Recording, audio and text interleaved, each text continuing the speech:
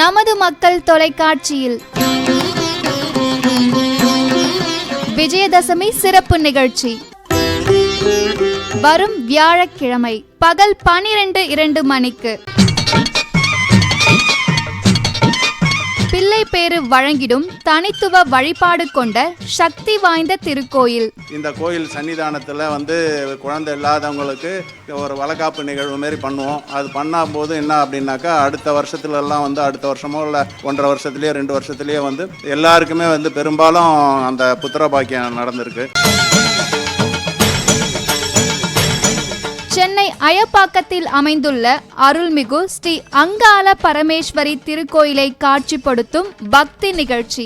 இப்போ பால் குடமும் எடுக்கிறாங்க, எல்லாமே செய்கிறாங்க. அதே மாதிரி வளக்காப்பு குழந்தைங்க இல்லாதவங்க வளக்காப்பு செஞ்சுக்கிட்டாலும் நிறைய பேருக்கு குழந்தைங்க பிறந்திருக்குது. இந்த அம்மாவோட மகிமையினால எல்லாமே அம்மா கிட்ட நடக்குது. அருள் சுடர்.